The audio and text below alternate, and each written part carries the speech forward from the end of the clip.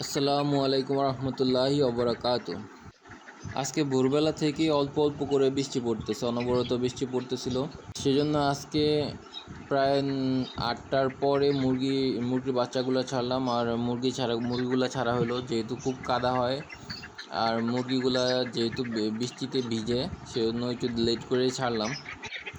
এর মধ্যে শুনতেছি মুরগিগুলো খোপের ভিতরে খুব চিল্লাচিল্লি করতেছে। সেজন্য খাবারটা রেডি করে নিয়ে আসলাম। নিয়ে এসে খাবারটা রেখে মুরগিগুলো ছাড়বো, তারপরে মুরগিকে খাবার দেবো। এখানে একটা উঁচু একটা পাটাতনের মতো করছি, যেহেতু মুরগিগুলো হাঁসের সাথে খাইতে পারে না। হাঁসে খুব অল্প সময় খাবার শেষ করে ফেলে, সেজন্য একটা খাবারের পাত্র নিয়ে আসছি মুরগির জন্য। এটা উপরে সেট করে দিলাম, যেহেতু উপরে মুরগি ওঠে, লাফালাফি করে, সেজন্য এটা পড়ে যায়, সেজন্য উপরে আটকায় দিছি। এবার মুরগিগুলো ছাড়বো। আপনারা বলতে পারেন আমি হাঁস আর মুরগি একসাথে রাখতেছি কেন, এতে কি কোনো প্রবলেম হচ্ছে কি হচ্ছে না?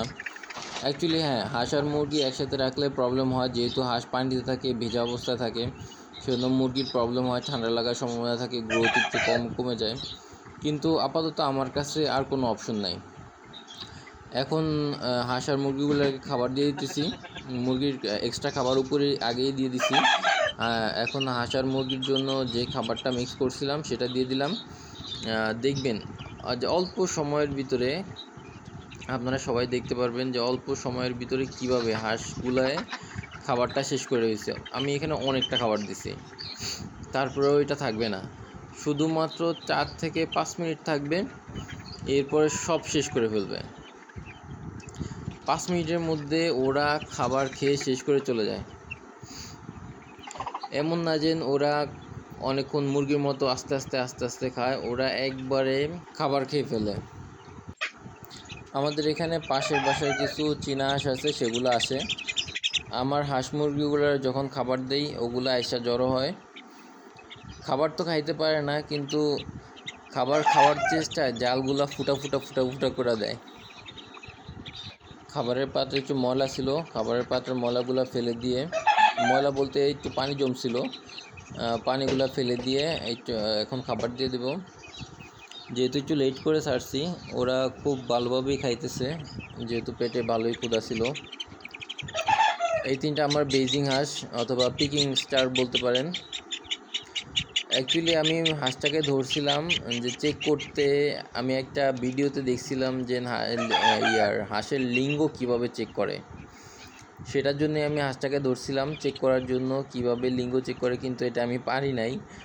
আমার চেষ্টা পুরোটাই ব্যর্থ, যেহেতু একটা ভিডিও দেখে কোনো কিছু হয় না। কিছু চেষ্টার পরে তারপরে করতে পারবো। অবশ্যই যদি করতে পারি তাহলে অবশ্যই আপনাদেরকে দেখাবো, অবশ্যই শেয়ার করব।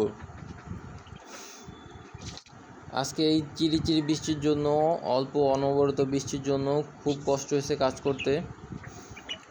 কাজ যদিও বেশি না, কিন্তু এখানে পানি জমে, একটু হালকা পানি জমে, সেজন্য কাদা হয়ে যায়। আর বাইরে কিছু হাঁস আসে, হাঁসগুলা পুরা মাটি একদম নরম করে ফেলে। আর আমার এখানে ওই যে বেলকনিটা আছে, সেই বেলকনিতে আমি পাখি পালি। আর আমাদের এই এরিয়ার ভিতরে আমি জাল দিয়ে, বেড়া দিয়ে হাঁস মুরগি পালি। আর তার ঠিক পাশেই আমি ছোট একটা বেড়া দিয়ে আমার ফুল বাগান করতে চাইছি। এটার ভিতরে আর কি আপাতত আমি ছোট হাঁসের বাচ্চাগুলো রাখতেছি, বেজিং অথবা পিকিং, যেটা যেভাবে আপনারা চিনেন। আর ওই যে গর্তটা যেটা আমি করে রাখছিলাম, সেখানে হাঁসগুলো গিয়ে গোসল করে। হাঁসগুলো খুব ভালোভাবে গোসল করে। আমার ছোট পুকুর, হাঁসের ছোট পুকুর এটা। হাঁসগুলা প্রথমে কিছু খাবার মুখে দিয়ে ঘুরে ফিরে আসছে, এখন এসে একবারে খাবারগুলো সবগুলো শেষ করে ফেলছে। এখন আর মুরগি খাবে যেন কোনো খাবার নাই, এই জন্যে আর কি উপরে মুরগির জন্য খাবার ব্যবস্থা করা লাগছে। যেহেতু মুরগি অল্প করে খায়, তাই আর কি মুরগির জন্য এক্সট্রাভাবে খাবারের ব্যবস্থা করা লাগছে। এখন আর ওদের খাবারের সমস্যা হয় না। আপনারা সবাই দোয়া করবেন, আল্লাহর রহমতে আমি আমার খামারটা যেন সফলভাবে গড়ে তুলতে পারি। আল্লাহ হাফেজ।